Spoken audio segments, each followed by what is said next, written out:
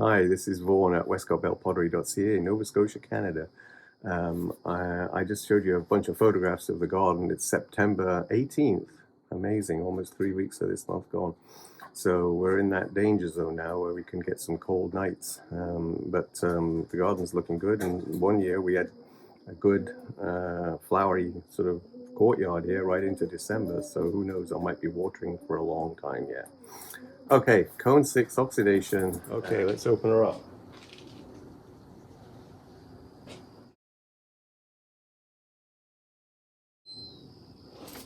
Okay, no disasters that I can see yet.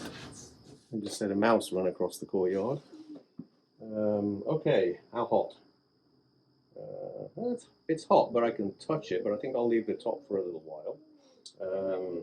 I have a really large whale in this firing, somewhere down there. I'll have to figure out where it was. I think it's on here. How hot is that? Well, it didn't stick to the kiln shelf.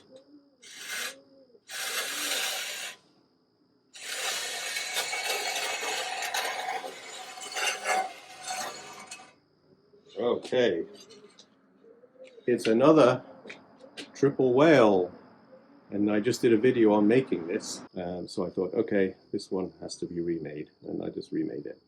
Slightly different variation on the other one. I could show you both, I guess. So I will probably frame this with the background painted around it as well, but it didn't stick or crack to the kiln shelf. Okay, I've got some small whales.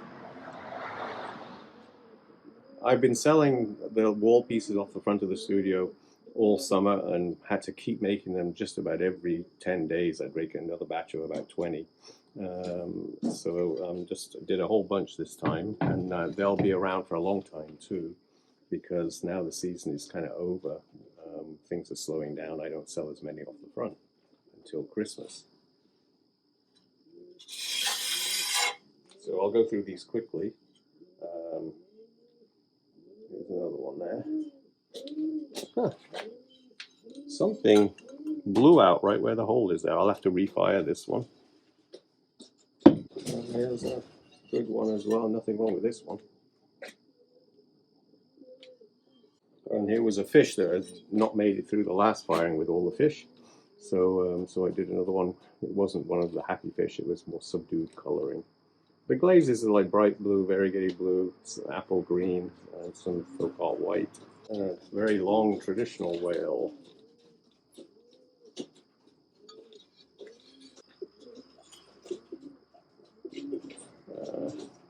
Not sure if it's just bright blue or if it was my powder blue.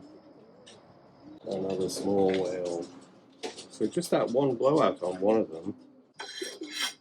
Oh, that's interesting.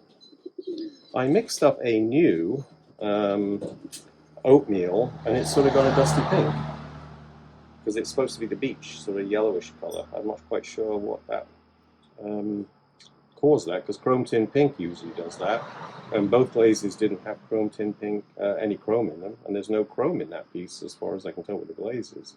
So I wonder what I did. Maybe there was some in the paintbrush that I was painting on, some glaze left over. And it did it to all of them. It's still nice, it just was supposed to be sandy yellow.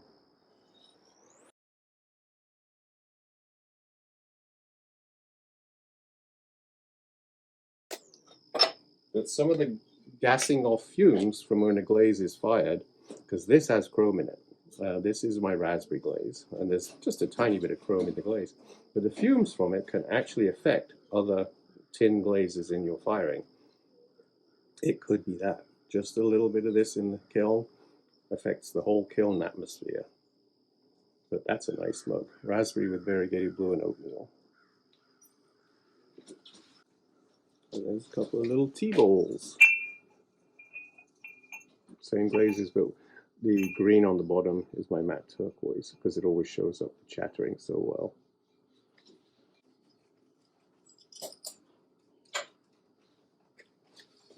The Chun green always shows up chattering really well too. Variegated blue oatmeal and bright blue on that with the Chun green. A little bit of cranberry. There's some accents there. Now, there's my oatmeal with no chrome tin pink in it. So my guess is that wasn't the reason that other stuff went to that color, because there's no chrome tin pink in these pieces. So I think it was the paintbrush. Oh,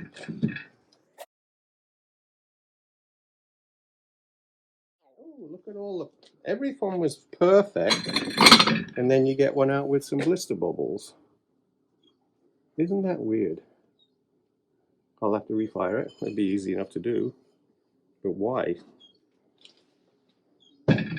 Okay, I've talked about this in videos before when they come out of the kiln. Oh, I've got pinholes, craters, people call them different things.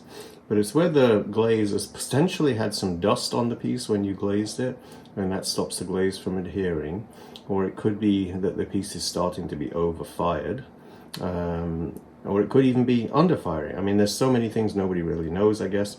It could be whatever for every different reason, different glazes and so on. But to get rid of them, what I've discovered is if I take this, which is the sludge off the side of my glaze bucket, and if you're a really good potter, you don't let that build up, because you just wipe your inside of your sponge, your bucket down every time you glaze. But who's got time for that?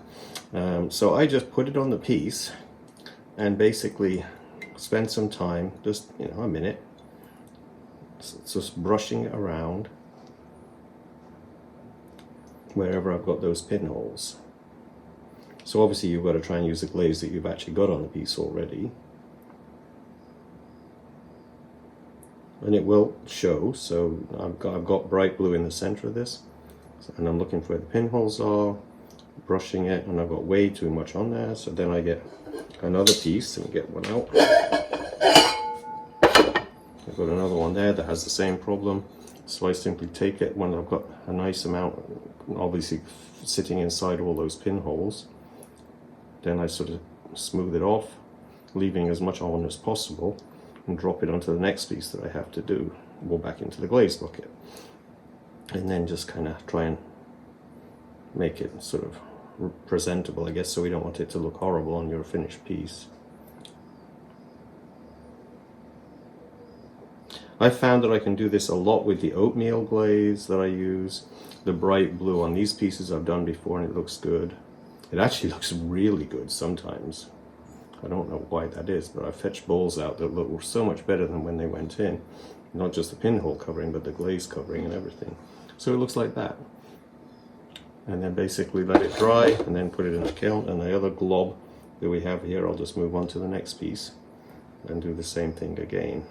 This one's got pinholes worst of all of them, so I'm going quite high up here. And pieces on, there were about, I don't know, 16 of these in the kiln, I think. And, I've got 6 of them. So 8 of them didn't do it. So that's why I say it's very hard to know exactly what causes it. But my suspicion is that it's just some dust, maybe from when I was glazing, when the glaze wasn't adhering properly in those spots. But just, I guess not cleaning your glaze bucket on the glazes has its benefits. But you don't want it to get crumbly and fall back into your glaze.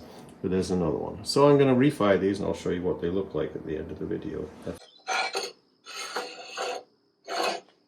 2 more, identically glazed, no blister bubbles. And 2 more, and this one does have some blister bubbles. Very strange. Took two refires. I'll just glaze over them again with the same colors, and then the blisters will go away. Another one on this just has a few. It's possible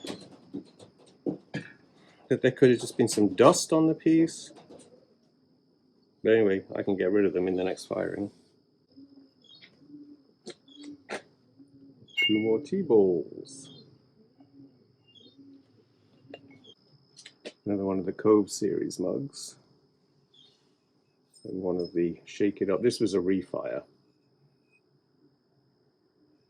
because there were some blister bubbles on this one, and I refired it and they're gone. And two more. And two more of those. These turned out really good. Cranberry is working really good in the gas kiln, better than in the electric kiln. Wow, this was a refire too, and it came out really good. And then this one also was a refire, and that came out really good. So when I get those little kind of strange, look, almost underfiring results, I just refire it with the glaze over again, and it works even better. So maybe I should do that deliberately. This was a Cove one. I don't know what I did differently, because the blue is all the way down. I was probably daydreaming while I was glazing. And there's another refire. That one's very nice too. Wow, this is very strange. I think this is Cranberry. Yeah, it's Cranberry. Oh, look at all the crawling. I gotta refire this one.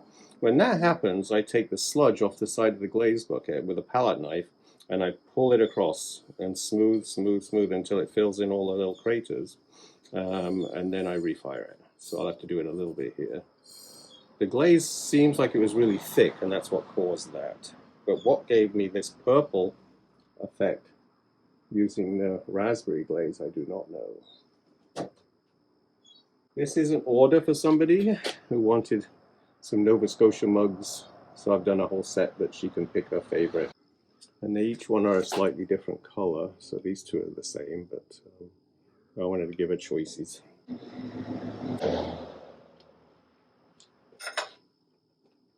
And I use the blue, green, copper, red above, apple green on that one.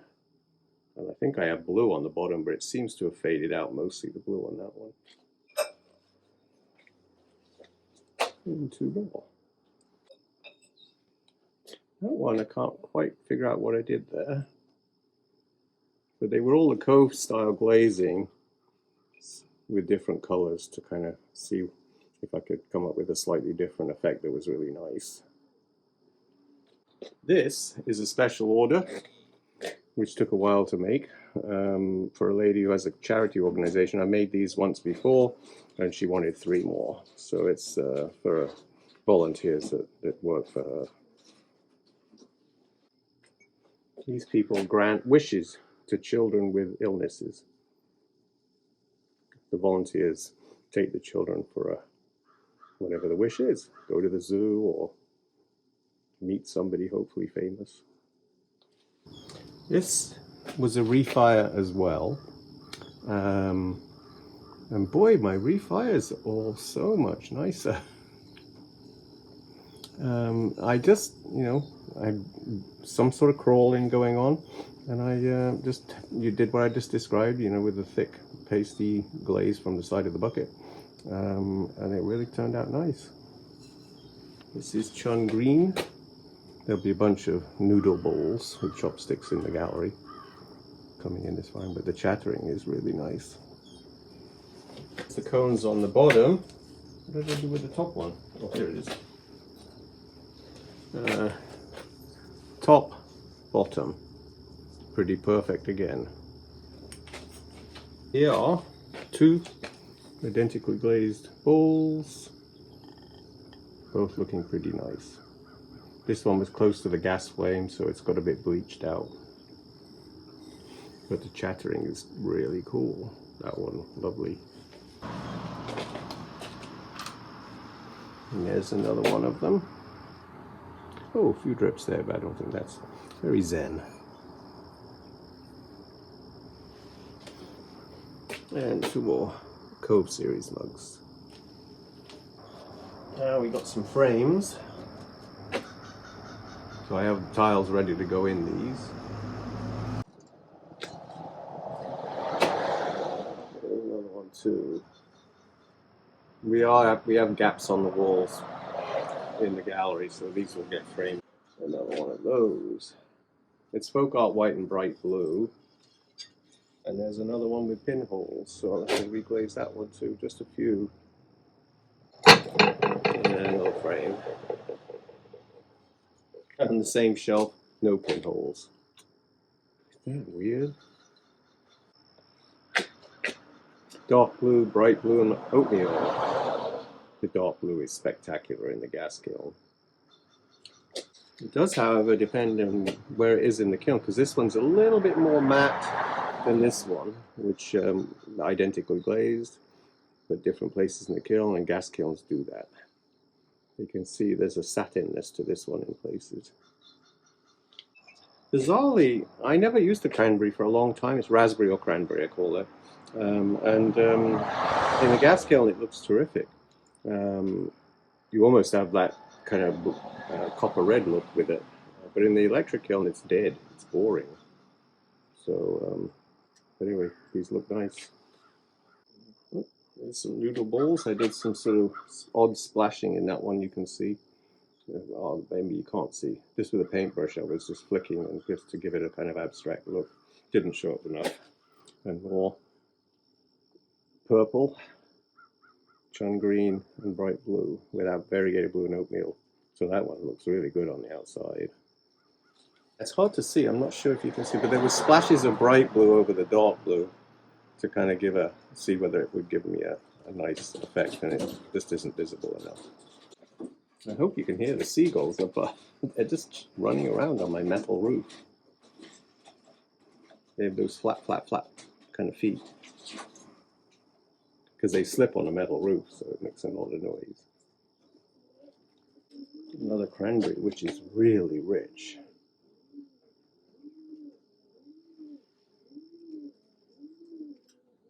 I mentioned it many times before, but my glazes are mostly from Mastering Cone 6 Glazes by, I think it's Ron Roy, John Hesselworth.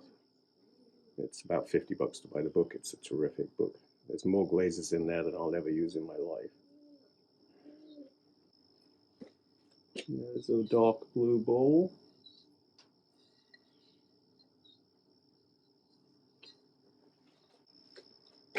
Two dark blue tea bowls with bright blue and oatmeal as well, with matte turquoise on the bottom. This is one of my Glaze experiment mugs, where I'm doing the dots and stripes. And you can see the stripes there, just using slip trails for glazes. It encourages runs. Chun green with variegated blue and oatmeal over the top.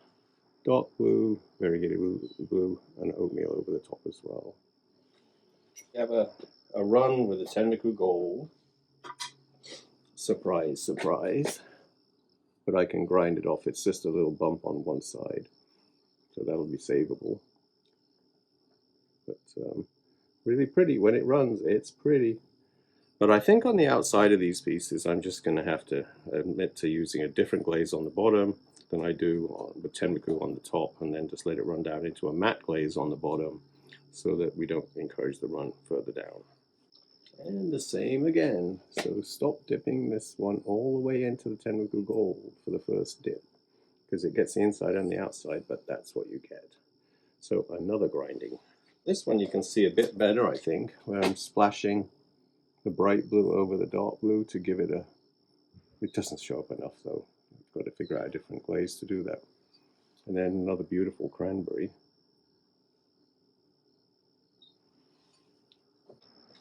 I did some carving on the outside of the clay on this one. And then it's basically dark blue, bright blue, and oatmeal, matte turquoise. And then the chun green with variegated blue and oatmeal. And that's what I was doing, splashing glazes. Now this one obviously shows up really well, but I don't like it. So I'll have to do something on the inside there. There's another frame. Here's one a little different. I did some green on the outside with the blue too. I like that. Should have done it to the others. There's a little scrap of clay I had left over, so I put some whales on it. Apple green, blue, with some oatmeal dabbed over the upper, the raised areas of the whales. At the end of each day, if you have bunches of little scraps of clay over, in like an extra 15 minutes to half an hour, you could make a bunch of these, and at the end of the year, you made a lot of extra money. So I just push myself a little bit at the end of each day, and I look around and see if I've got any bits left over from whatever I've been building. And then you can just knock out a few extra pieces, and that may be the difference between, and it may actually pay for the entire firing of the kiln. So it's worth pushing a little bit of extra. And there's a dark blue mug. Lecturing.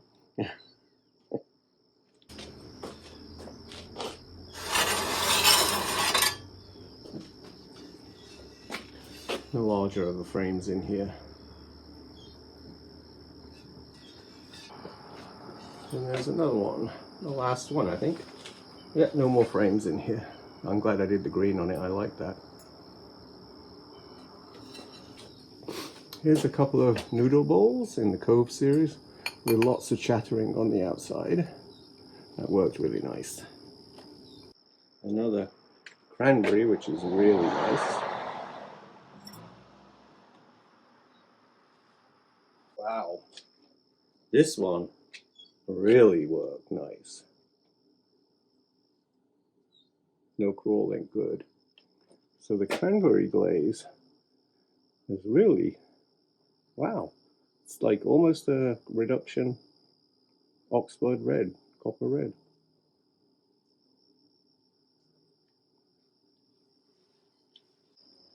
Two more noodle bowls.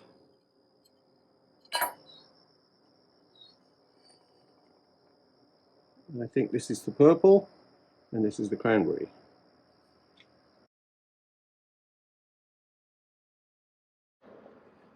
Purple with variegated blue and oatmeal, and then here's one I did the dashes and dots slip trailing experiments with the glazes, and that worked out nice. These have been selling quite well.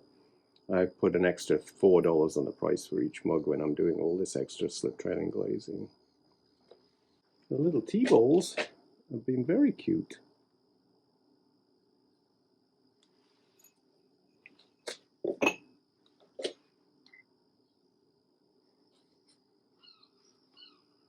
Another one, different on the bottom to the other one. That's really, I love that little bit up there that looks like the purple or the Cranberry got in there. And this is a Cove series bowl. But in the Glaze colors, but it's actually a different design. This mug is spectacular. And so is that tea bowl.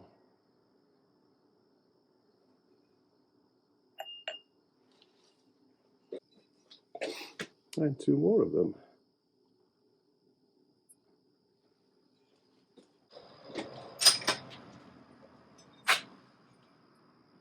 Yeah, two more Cove series.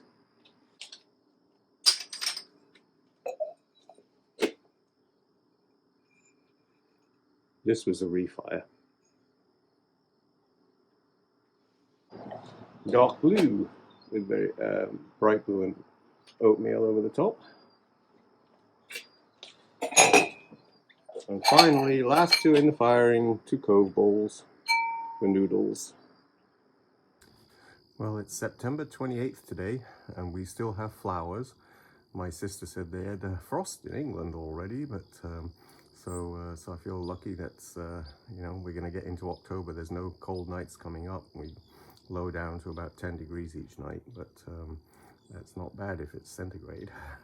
Anyway, I got a kiln unloading to do now. Okay, this was like what I didn't get into the last firing. Okay, and so yeah. Anyway, I've got Tenmoku gold and matte turquoise overlapping in the center, gives me that lime green, which is really nice. And then I got oatmeal on the top.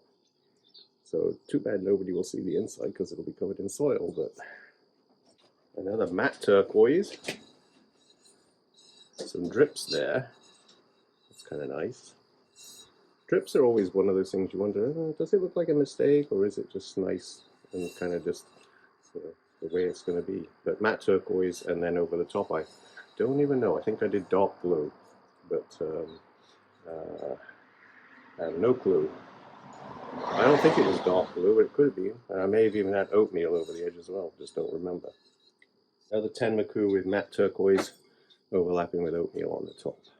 And they always look kind of nice. Ooh, that one's very pretty.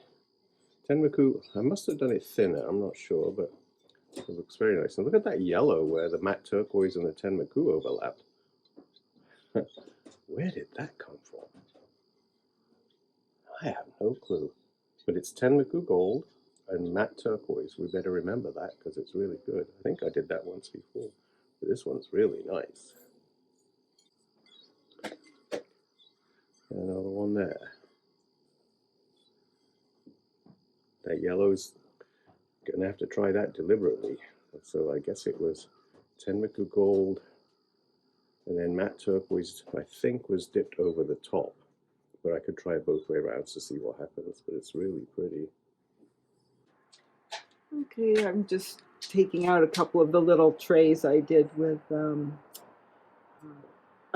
these are done with underglazes on a B-mix clay.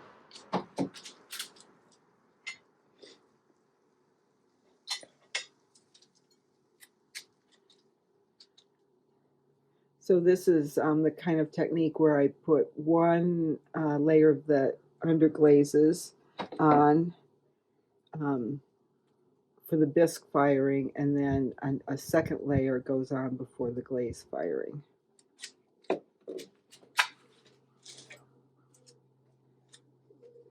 And that's how you get this sort of rich surface of things going into the carved areas and other colors on the top surfaces. This is very hot. Not too bad. Again, this is B-mix clay.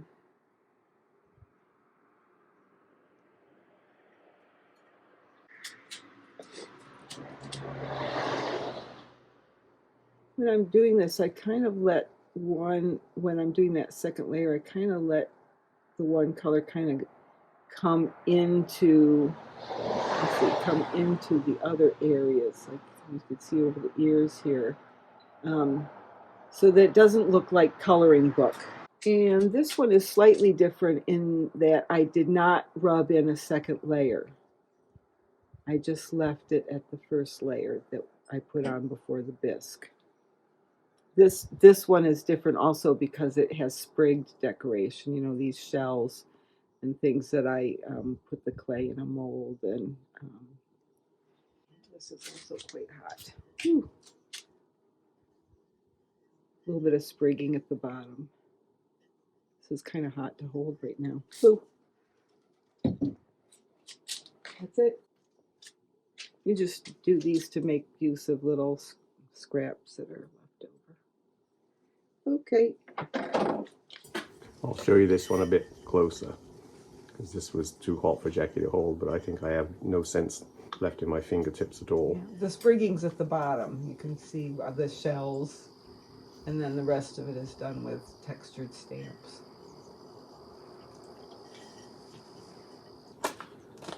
This level is just a bunch of trays to match the planters. And I kept it simple by doing matte turquoise and variegated blue because that's what I had on the pieces. I have a bunch of these for an order. Somebody wanted 2, so I think I made 4 so they can pick their favorites. Variegated blue on the bottom and blue, green, copper red on the top. And this is the variegated blue on the bottom here with regular blue up above and then oatmeal over the top. 2 more of the same here. This one was different, and then I did the matte turquoise with the variegated blue above and then the oatmeal above that. I have some Colanders in here too, and those are the bottoms to the Colanders, and there's a nice little bowl Cranberry with variegated blue and oatmeal, which didn't really do that much. It's okay, but a bit dull. And then there's a mug. You've seen many of these in my other fires. I started doing bright blue and oatmeal over the top of my dark blue because the variegated blue does not like to be over the top of the dark blue. And this one didn't do any crawling, so good move. Okay, this is what I've been waiting for. These are the pieces. Earlier in this video I showed you how I get rid of pinholes.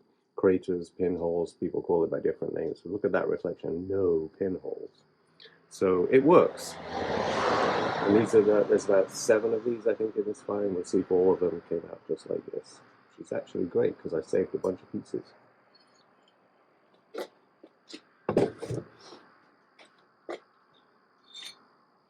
Here's the second one. Totally worked. Really nice. A bunch more bottoms for the Colanders, so I'll show you those later as I get them out. Here's number 3. Perfect. 4 and 5.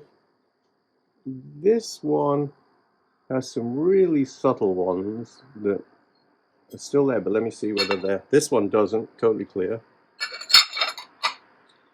Just there. Totally smooth. And these are totally smooth too, but there's still remnants of them, but that's totally saleable now. Little dishes for the Colanders is, I think, number 6 of these. Maybe it's number 7. I think there's 6 or 7 in the find, but it worked. That's a really good technique if you want to save a piece. This is the refire from the last, earlier in this video, where I had a little bit of something missing just there. And I'm not sure what had happened, but it looked like something had popped out from the clay. But this time it's worked fine. And these have pinholes as well. And this is a different one that I did, but it is the variegated blue, which was in the other piece in the center there as well, that's doing these pinholes. So it's not in the rest. Oh, it is down there in the bright blue too, so that's interesting. But I'll have to do the same rescue on this one too. Same glazes, didn't do it.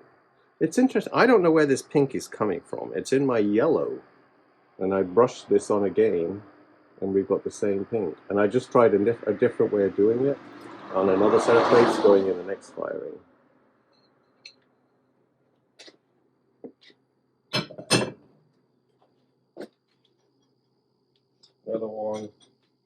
Another one, no pinholes in these. 2 more, and no pinholes. So I'm just, it could be just dust, but I doubt it. Here is a large sink that I glazed by brushing at an angle with bright blue, variegated blue, and oatmeal. Pretty interesting. It's nice. Looks like the water's swishing down the sinkhole. A couple of tankards. There's some pinholes on this one too. I wonder if it was a little hot in the kiln. I'll have to look at the cone. Well, the cone is bent kind of similar to my previous firings. So, but you know, it's completely over, so that means it was definitely a cone 6 to 6.5. A couple of sunny tankards for your afternoon beer, sitting in a garden with lots of flowers. Looks very pretty. Somebody at a special order wanted some throwing ring mugs.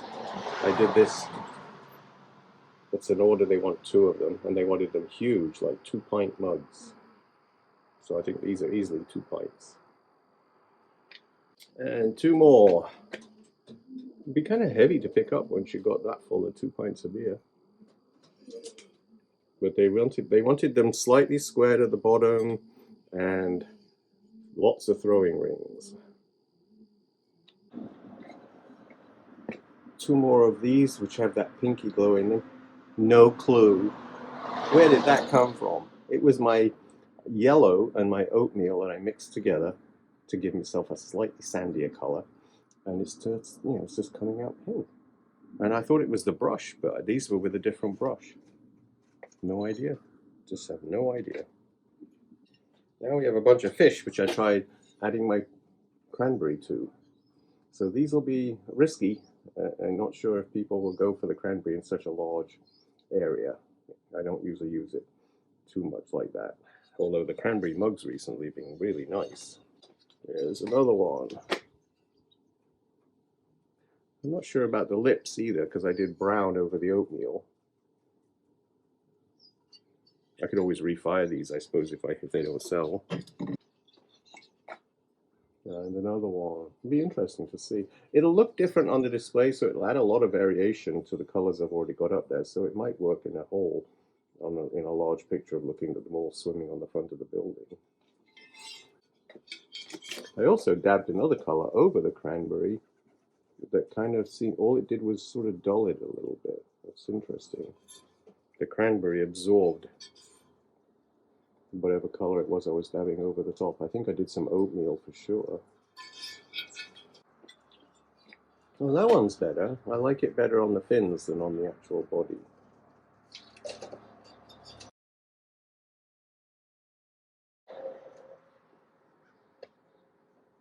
Yeah, this is different. I'm not sure if I like the cranberry. Oh, I did a lot. Oh, the cranberry and the purple together too. That could be why there's a lot of chrome in these two, purple and cranberry glaze. So it could be that if anything in this kiln has got chrome in it, the sandy color in those plates is just going pink. Boy, what a hard thing to remember not to do. I like the lips being green better on this one too. Another one.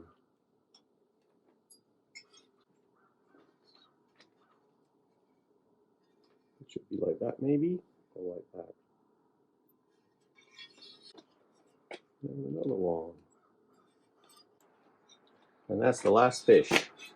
So maybe I'll never do a cranberry fish again. But I mean, it's not ugly, but it's just, I don't know, some people may like it. Especially red and green should never be seen. Okay, now I've got a bunch of pieces which I was looking forward to seeing, where I went and did that experiment again with the dots and dashes, and this one is not good. I feel like the little dot did run a little bit, so I don't like this one at all. So I'm still feeling that this has potential, but you've got to get it much closer together with the dots and the dashes. This is when it works perfectly. So here I'm getting it exactly what I want. Dots and dashes. And no Tenmoku run down the handle, because I thinned my Tenmoku gold down. And it still works because you've got some flecks in it. Not as many, but you still have some. And that one I like a lot. Here's one where I did dots and dashes. And the dashes are the blue ones and the dots are the white. We're encouraging the runs, basically. Whoa! I did little curves on this one. I remember doing it, slip trailing little, like little domes with the slip trailer, and then dots of blue in the center. So that one worked really nice.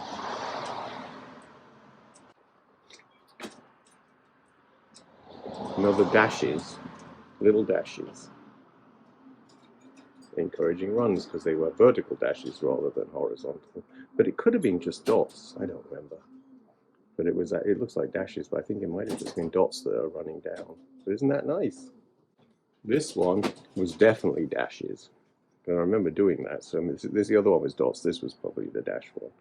Those are my fingerprints when I glaze it on the bottom. Should I be getting rid of those? Because I could wipe them off.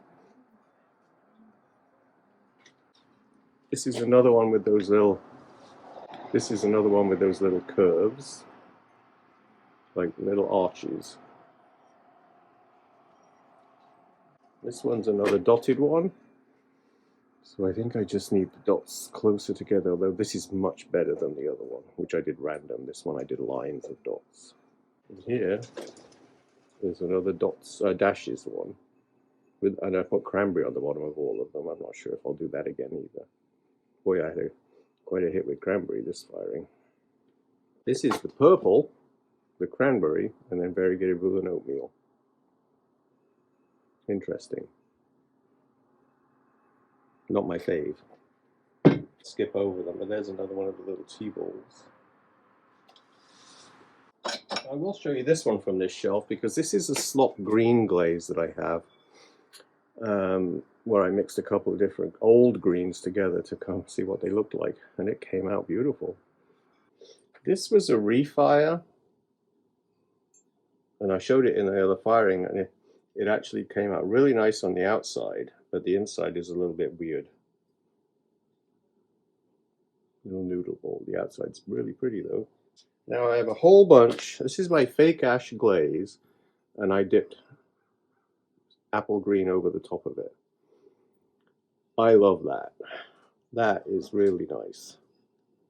So I have a to ponder this. I am going to mix my fake ash glaze 50-50 with my apple green glaze and see what it does. That would be interesting, because the fake ash glaze crumbles when you put it on the surface. So I can only get this if I glaze fire it with a fake ash on the piece complete, and then dip it in the apple green afterwards, and then fire them again. But it looks really sweet. But I wonder what would happen if I did it all 50-50 in one glaze batch. There's a little tray that goes with it. Little tea bowls.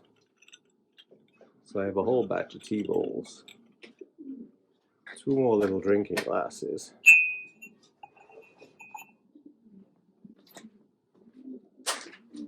Here's another fake ash one.